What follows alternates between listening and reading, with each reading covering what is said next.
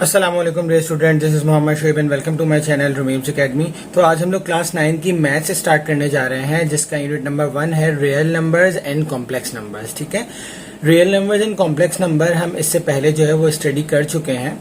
ठीक है, अभी मैं थोड़ा सा इंट्रोडक्शन दे देता हूँ कि रियल नंबर्स क्या होते हैं और आपके कॉम्प्लेक्स नंबर क्या होते हैं। रियल नंबर्स जो होते हैं वो आपके रैशनल और इरेशनल नंबर्स का यूनियन सेट होता है। वो वाले जो हमने नंबर्स नहीं पढ़े, जो हम लोग सेट्स में पढ़ते थे, जिसमें होता था कि आपका प्राइम नंबर्स का सेट, इवन नंबर्स का सेट, ऑड नंबर्स का सेट, इंटीजर्स का सेट, चाहे वो पॉजिटिव हो चाहे नेगेटिव हो, रैशनल नंबर्स, ये सारे के सारे जो हैं वो सारे के सारे क्या कहलाते थे? Real numbers. ठीक है, और कॉम्प्लेक्स नंबर क्या होते हैं? कॉम्प्लेक्स नंबर वो होते हैं जो दो हिस्सों में डिवाइड हो जाते हैं, मतलब उस नंबर के अंदर दो पार्ट होते हैं, एक इमेजिनरी पार्ट और एक रियल पार्ट। रियल पार्ट क्या होता है? कोई भी नंबर होता है, ठीक है, जैसे फॉर एग्जांपल 4, 3, 2 जो भी, ठीक है। जबकि कॉम्प्लेक्स पार्ट क्या होता है? जिसमें आयोटा इंक्लूड होता है। ठीक है, तो हम इनके बारे में थोड़ा सा स्टडी करेंगे इस चैप्टर के अंदर।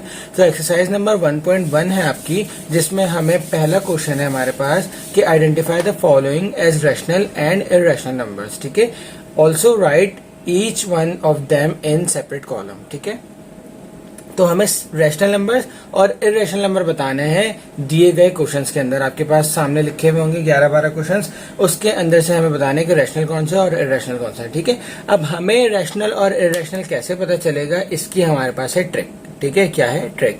कि हमें पता होना चाहिए कि रैशनल नंबर्स कैसे हमें पता चलेंगे और इरेशनल नंबर्स कैसे पता चलेंगे। तो सबसे पहले मैं रैशनल नंबर्स की बात करता हूँ। तो मेरे पास कुछ टेक्निक्स हैं, या फिर हम ये कह लें कि कुछ कंडीशंस हैं, जिससे हमें पता चलेगा कि कोई भी नंबर रैशनल है या कोई भी नंबर रैशनल नहीं है, या इन अदर वर्ड्स इरेशनल है। ठीक है, तो रैशनल नंबर्स, कोई भी नंबर अगर रैशनल है तो उसकी 3 कंडीशन है। ठीक है, नंबर 1 कि वो इंटीजर होना चाहिए। क्या होना चाहिए? इंटीजर। ठीक है, अब ये इंटीजर जो है वो प्लस भी हो सकते हैं और माइनस भी हो सकते हैं। फॉर एग्जाम्पल मेरे पास -3, -2, -1, ठीक है, ये सारे के सारे क्या है? Negative integers. ठीक है, 0, फिर पॉजिटिव इंटीजर्स में बात कर लेते हैं, +1, +2, +3, +4, ये सारे के सारे पॉजिटिव है। तो अगर कोई ऐसा नंबर आपको गिवन है तो इसका मतलब है वो क्या है? रैशनल नंबर है। ठीक है, समझ आ गई? अच्छा, दूसरी बात जो मोस्ट इंपॉर्टेंट है और जो हमें समझनी भी है, यहाँ पर इसकी थ्योरी में लिखा हुआ भी है, चैप्टर नंबर 1 की थ्योरी में भी लिखा हुआ है, एक सेंटेंस है, एक टर्म है जिसका नाम होता है टर्मिनेटिंग डेसिमल। क्या होता है? Terminating decimal. अब इस चीज को हम समझते हैं कि टर्मिनेटिंग डेसिमल किसे कहते हैं। देखें, टर्मिनेट कहते हैं खत्म करने को या खत्म होने को, डेसिमल यानी कि पॉइंट जो है वो खत्म हो रहे हैं, उसके बाद आ रहा है। तो ऐसे डिजिट्स या ऐसे फ्रैक्शंस, ठीक है, जिनको हम सॉल्व करें, डेसिमल में लेकर आए, तो उनका जो टर्मिनेटिंग डेसिमल है वो शो हो। ठीक है, तो वो कहलाएंगे रैशनल नंबर्स। फॉर एग्जाम्पल मेरे पास एक नंबर है 1/2 फ्रैक्शन में। ठीक है, जब इसको मैं डिवाइड करता हूं 1/2 को, तो मेरे पास आंसर आता है 0.5। ठीक है, तो इसका मतलब ये कंटिन्यू नहीं चल रहा ना, ये यहाँ पर आके टर्मिनेट हो गया। क्या हो गया? टर्मिनेट हो गया, खत्म हो गया। अच्छा, एक और एग्जाम्पल लेते हैं, 1/4। ठीक है, इसमें क्या हो जाएगा? 0.25। ठीक है, एक और नंबर लेता हूं 1/8, इसमें क्या हो जाएगा? 0.125। तो ये सारे के सारे नंबर्स ऐसे हैं जो टर्मिनेट हो रहे हैं, मतलब कि कंटिन्यू नहीं चले जा रहे। ठीक है, तो ऐसे नंबर्स भी हमारे पास क्या होंगे? Rational numbers. सही है। फॉर एग्जाम्पल अगर मैं 1/1 को डिवाइड करता हूँ 5 से, जो कि हमारा पार्ट 1 है, ठीक है, तो अगर इस तरीके की कंडीशन आती है कि टर्मिनेट होता है डेसिमल, तो इसका मतलब है कि ये रैशनल नंबर्स है, अदरवाइज ये रैशनल नंबर नहीं है। ऑलराइट, नंबर 3, जैसे ये नंबर 2 इंपॉर्टेंट था, नंबर 3 भी इंपॉर्टेंट है। ठीक है, नंबर 3 पार्ट क्या है कि कोई भी नंबर अगर रैशनल है तो उसको होना चाहिए non terminating but recurring decimal. अब इसका क्या मतलब है? एग्जाम्पल से समझते हैं। ठीक है, लेट सपोज मेरे पास एक नंबर है 1/3। ठीक है, जब मैं 1 को डिवाइड करता हूँ 3 से, तो मेरे पास आंसर आता है 0.3333333। ठीक है, चलता चला जाता है। कैलकुलेटर में आप डिवाइड करके देखेंगे तो इसमें ऐसे नंबर आएगा।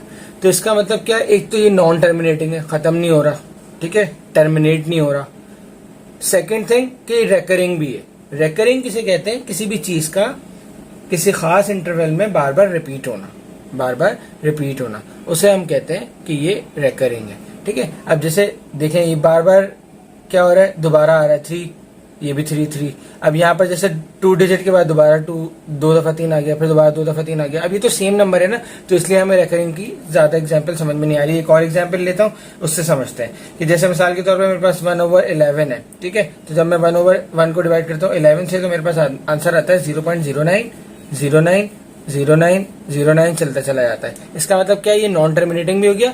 अब यहाँ पर रेकरिंग का वर्ड समझ में आएगा कि देखें 09 एक पर्टिकुलर पैटर्न के बाद बार बार रिपीट हो रहा है, 09 फिर 09 फिर 09 फिर 09, ठीक है। ये कहलाते हैं रैशनल नंबर्स, ठीक है।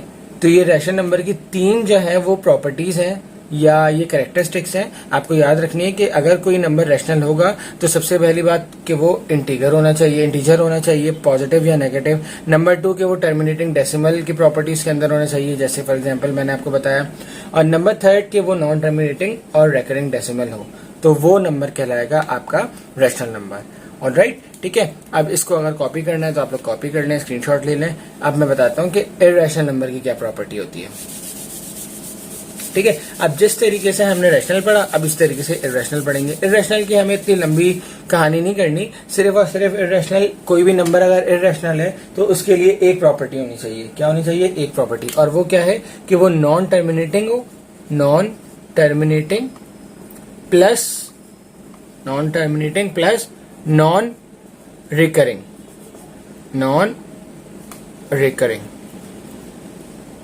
डेसिमल, ठीक है। अब ये क्या चीज है भाई देखिए समझ में आ गया था ना। नॉन टर्मिनेटिंग का मतलब चलता चला जा रहा है, नॉन रिकरिंग का मतलब कि उसकी जो डिजिट्स हैं या उसके जो नंबर्स हैं वो पर्टिकुलर इंटरवल रिपीट ना कर रहे हो, ठीक है, मतलब चेंज हो, तो उसको हम कहेंगे non recurring. Let suppose for example कि मेरे पास एक नंबर है 1/7, ठीक है। जब मैं 1 को डिवाइड करता हूँ 7 से, तो मेरे पास जो आंसर आता है वो आता है 0.14285714 ऐसे, ठीक है। तो अब देखिए यहाँ पर कोई पैटर्न तो फॉलो नहीं हो रहा ना, तो इसका मतलब ये क्या है, इर्रेशनल नंबर है। ऑलराइट, समझ आ गया। बस ये एक प्रॉपर्टी होती है इर्रेशनल होने की। अब हम बात करते हैं क्वेश्चंस की। अब देखें हम जैसे ही जो है वो क्वेश्चंस करेंगे आपको फटाफट समझ में आ जाएगा कि कौन सा इर्रेशनल है और कौन सा रैशनल है। चलिए जी, तो पार्ट 1 है हमारे पास 1/5। ये मेरे पास फ्रैक्शन में लिखा हुआ है, मैं इसको डेसिमल में कन्वर्ट करूंगा। तो जब मैं 1 को डिवाइड करता हूँ 5 से, तो मेरे पास आंसर आ रहा है 1/5 इक्वल्स टू 0.2, ठीक है। तो 0.2 क्या है, टर्मिनेटिंग डेसिमल को शो कर रहा है, जैसे अभी हमने प्रॉपर्टी पढ़ी थी। तो इसका मतलब ये क्या है, रैशनल नंबर है, ठीक है। इसी तरीके से हमारे पास क्वेश्चन नंबर 2 है जिसमें लिखा हुआ है √2/8, ठीक है। अब √2/8 है तो सबसे पहले मैं √2 की वैल्यू निकाल लूंगा। √2 की वैल्यू मेरे पास आ गई 1.414 एंड सो ऑन, ठीक है, डिवाइडेड बाय 8। ये पूरी वैल्यू को आप डिवाइड करते हैं 8 से, ठीक है। तो मेरे पास आंसर आ रहा है 0.17677666953, ठीक है, ये आ रहा है। तो इसका मतलब ये क्या हुआ, देखिए ये नॉन टर्मिनेटिंग भी है प्लस नॉन रेकरिंग भी है। और नॉन टर्मिनेटिंग नॉन रेकरिंग किसकी प्रॉपर्टी होती है, इर्रेशनल नंबर की। तो इट्स मीन कि ये एक इर्रेशनल नंबर है, ठीक है, ये एक इर्रेशनल नंबर है, ठीक है, समझ आ गई, ठीक है। नंबर 3 है हमारे पास 5 डिवाइडेड बाय √6, ठीक है। इसी तरीके से आपने इसको भी कैलकुलेट करना है, ये सब होमवर्क है आपका। 4 भी आपका इजी है, 2/8, ठीक है, 2/8। अच्छा जी, क्वेश्चन नंबर 5 है आपके पास 1/√3। √3 की वैल्यू निकालनी है, 1 से डिवाइड करना है, जो भी आएगा वो आपका आंसर होगा, ठीक है। नंबर 6 है आपके पास √8, ठीक है, क्या है √8। तो √8 की अगर मैं डायरेक्ट जो है वो वैल्यू निकालता हूं तो मेरे पास √8 की वैल्यू आ रही है 2.8284271 ठीक है। अब ये रिपीट नहीं हो रहा, तो इसका मतलब ये भी क्या है, आपका इर्रेशनल नंबर है, ठीक है, ये भी आपका एक इर्रेशनल नंबर है। ये रिपीट होते हैं अगर पर्टिकुलर पैटर्न में, तो हमारे पास ये रैशनल नंबर होता है।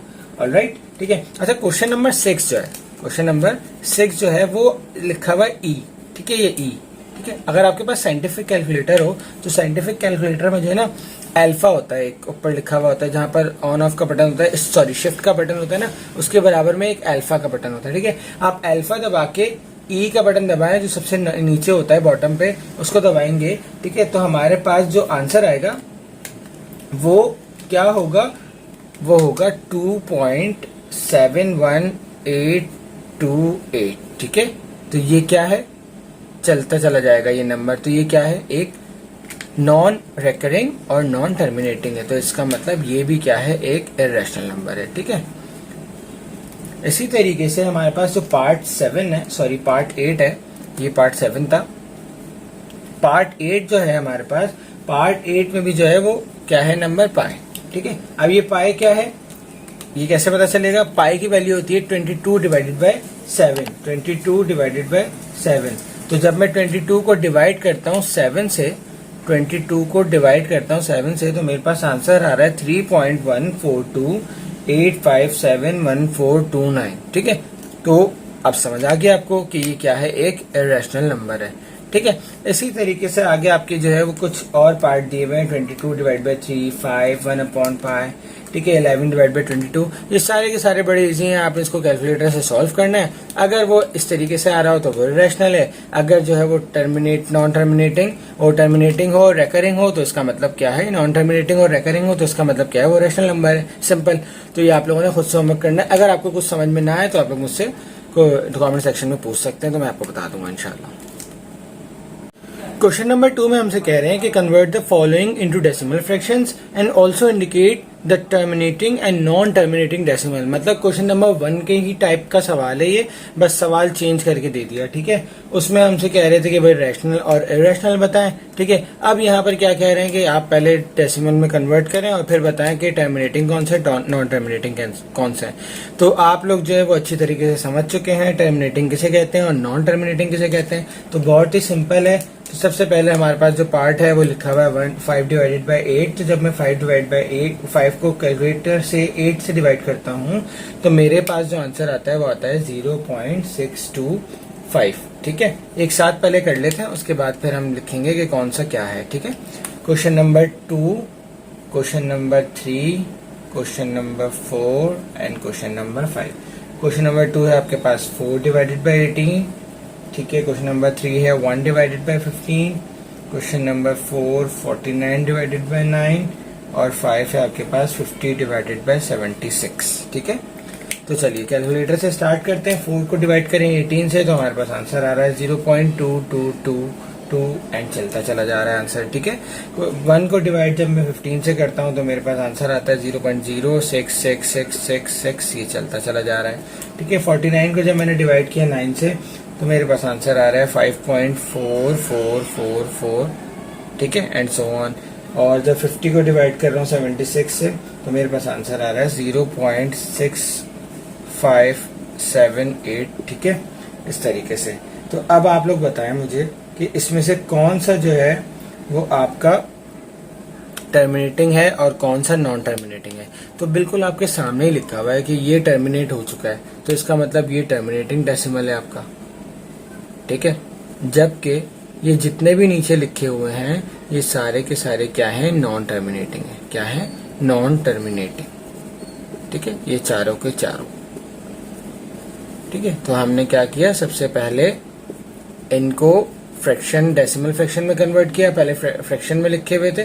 ठीक है, फिर इसको मैंने डेसिमल फ्रैक्शन में कन्वर्ट किया और फिर इंडिकेट कर दिया कि कौन सा टर्मिनेटिंग है और कौन सा नॉन टर्मिनेटिंग है। ठीक है, समझ आ गया। अगर आपको कोई प्रॉब्लम हो तो आप लोग मुझे कमेंट सेक्शन में पूछ सकते हैं। इंशाल्लाह नेक्स्ट वीडियो के अंदर हम क्वेश्चन नंबर 3 करेंगे, नंबर लाइन सिस्टम वाला।